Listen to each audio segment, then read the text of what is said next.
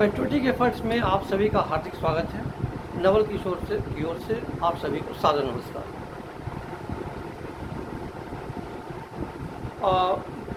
बहुत सारे media channels के थ्रू, टीवी चैनल्स के थ्रू आप लोगों को अभी तक पता चल गया होगा कि पाकिस्तान से एक लड़की जो 4 बच्चों की माँ है, 27 साल उम्र है, पबजी खेलते हुए सचिन से उसकी दोस्ती हो गई। जो सचिन दिल्ली के पास ग्रेटर नोएडा के रघुपुरा में रहता है। वह पाकिस्तान से चलकर दुबई के सरजाह पहुंचती है और सरजाह से काठमांडू आती है। काठमांडू से बिना वीज़ा के चोरी छुपे वो भारत में घुस जाती है और सचिन के साथ आकर रहने लगती है 13 मई से। अब वो बता चुकी है कि उसका पति सऊदी अरबिया चला गया, वहाँ उसने शादी कर ली और 1 साल पहले उसको उसने तलाक दे दिया। अब आज उसके पति के वक्तव्य आए हैं। उसके पति का कहना है कि हम दोनों एक दूसरे से प्यार करते थे और हमने लव मैरिज की। हमारी शादी को सीमा के परिवार वालों ने शुरू में नहीं स्वीकार किया, लेकिन कुछ समय के बाद उसको मान लिया। जब मान लिया तो ये दोनों अपने गांव खैरपुर, जो कि कराची के पास है, अपने गांव खैरपुर से चलकर कराची में आकर के रहने लगे, जहां पर सीमा के पिता और बहन भी रहते थे। आर्थिक स्थिति इनकी अच्छी नहीं थी। सीमा के अनुसार जो उसका पति गुलाम हैदर जखरानी है, वह कराची में टाइल्स लगाने का काम करता था, लेकिन उसके पति के अनुसार वह कराची में ऑटो रिक्शा चलाया करता था। उसने कहा कि हम दोनों में काफ़ी प्रेम था। गरीबी के कारण कभी हमारे बीच में कोई झगड़ा नहीं हुआ, कोई लड़ाई नहीं हुई और हम लोग बहुत प्यार से रहते थे। लेकिन जब मुझे सऊदी अरब में जॉब मिल गई तो उसकी सहमति से ही मैं सऊदी अरब चला आया। यहाँ पर कठिन परिश्रम करके पैसे कमाता था और अपनी पत्नी और बच्चों के लिए पैसे भेजा करता था। यहाँ तक कि एक छोटा सा घर भी कराची में खरीद लिया गया था और उसकी मरम्मत के लिए बीच में इसने पैसे भी भेजे थे। इसका कहना है कि मैं लगातार उसके संपर्क में रहा हूँ 9 मई से पहले तक। 9 मई को वहाँ इंटरनेट सेवा बंद कर दी गई थी क्योंकि इमरान खान उस समय गिरफ्तार हो गए थे और उसके कारण जो दंगे फसाद हिंसा शुरू हुई थी, उसका इंटरनेट बंद हो गया था। तो जब इंटरनेट चालू हुआ तब भी वो फ़ोन इसको लगाता था और फ़ोन मिल नहीं, जो उसका पति है सीमा को फ़ोन लगाता था और फ़ोन मिलता नहीं था। थक हार कर उसने अपने साले को संपर्क किया और कहा कि जब जाकर देखो कि क्या स्थिति है। इस बीच ये हुआ था कि जो उसका घर था, अपने पति को सीमा ने कहा कि यह घर काफ़ी छोटा है, इसलिए किराए पर एक घर ले लेते हैं। तो किराए के घर में रहने लगी थी। तो उसके भाई, सीमा के भाई और बहन गुलाम हैदर जखरानी के कहने पे वो किराए वाले घर पे गए। वहाँ पता किया तो वहाँ मकान मालिक ने यही कहा कि वो यह कहकर यहाँ से गई है कि मैं गांव जा रही हूँ और वहाँ पर घर बनाऊँ, लेकिन अभी तक लौटी नहीं। ये सूचना उसके साले और साली ने जखरानी को दे दी। जखरानी इस बीच परेशान रहा और लोगों से भी पूछताछ करता रहा फ़ोन करके। और उसको कभी किसी ने कहा कि वो दुबई चली गई, तो किसी ने कहा कि वो काठमांडू में है। सोशल मीडिया के थ्रू उसको अभी पता चला कि उसकी पत्नी 4 बच्चों के साथ भारत के जेल में बंद हो गई। उसने सोशल मीडिया, भारत के TV channels, TV news channels और भारत की सरकार से रिक्वेस्ट किया है कि पबजी खेलते हुए वो भाग गई होगी और इसके कारण वो भारत चली गई।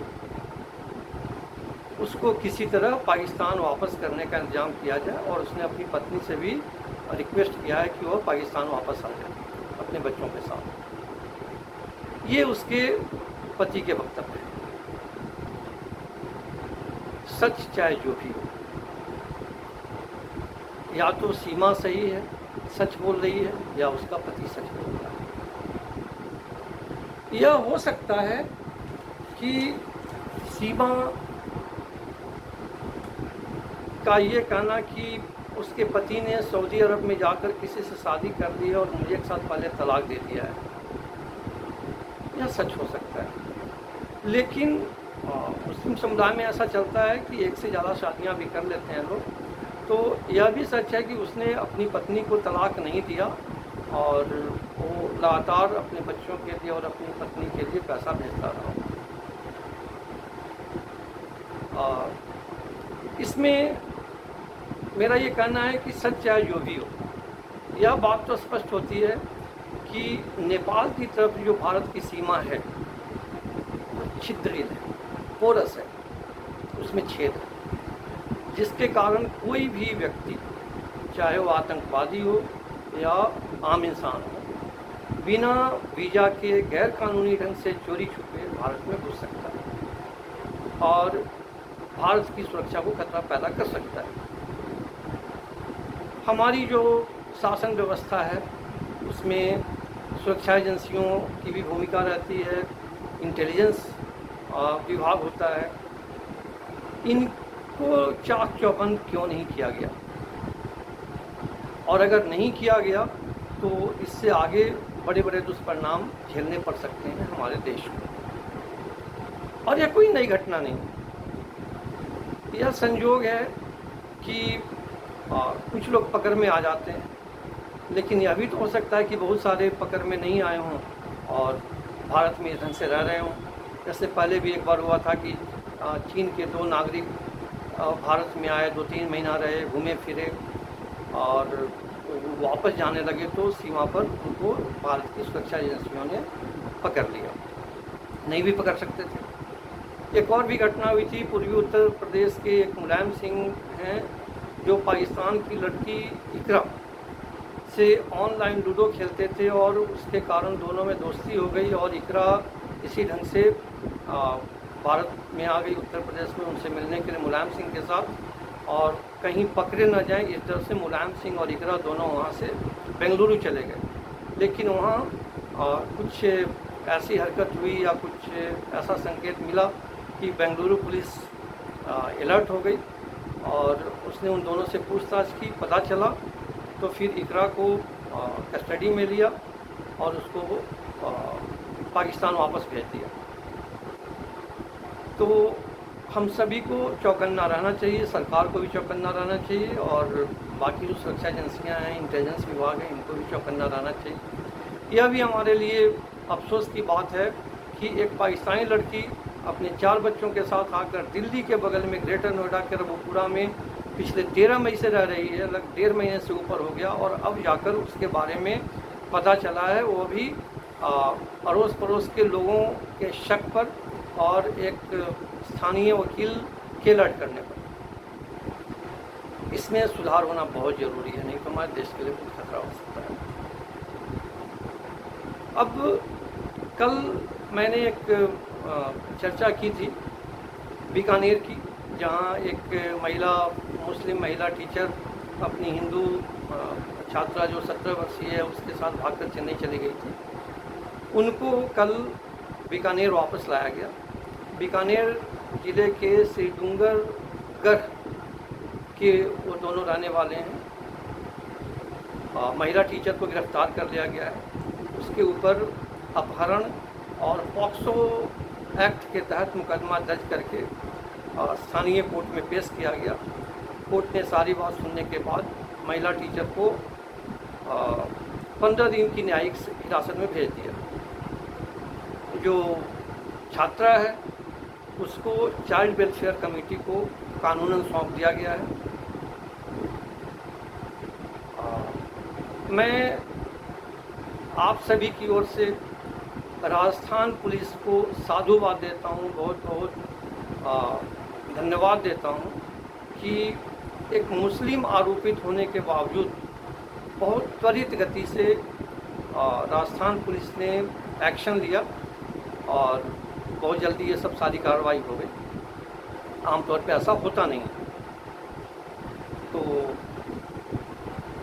सच चाहे जो भी हो, या तो उस महिला टीचर और छात्रा के बीच में सचमुच प्रेम प्रसंग है, आकर्षण है, एक दूसरे के प्रति आसक्ति है, या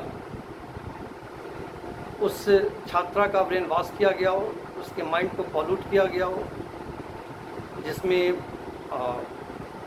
उसके परिवार, महिला टीचर के परिवार वाले भी संलिप्त रहे हों, कुछ और लोग भी संलिप्त रहे हों।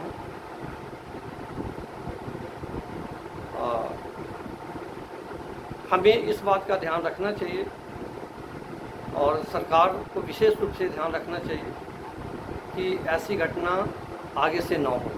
कुछ ऐसा कदम जरूर उठाना चाहिए, कुछ ऐसा उपाय जरूर किया जाना चाहिए ताकि आगे से टीचर और छात्र या छात्रा के बीच जो एक पवित्र संबंध है वह कलंकित न हो। जो शिक्षा का क्षेत्र है वो गंदा न हो, दूसरे विद्यार्थियों और शिक्षकों पर इसका असर न पड़े। इन बातों का हमें ध्यान रखना चाहिए। आज के लिए वीडियो इतना ही, कल फिर किसी और मुद्दे पर मिलते हैं। तब तक के लिए नमस्कार, धन्यवाद।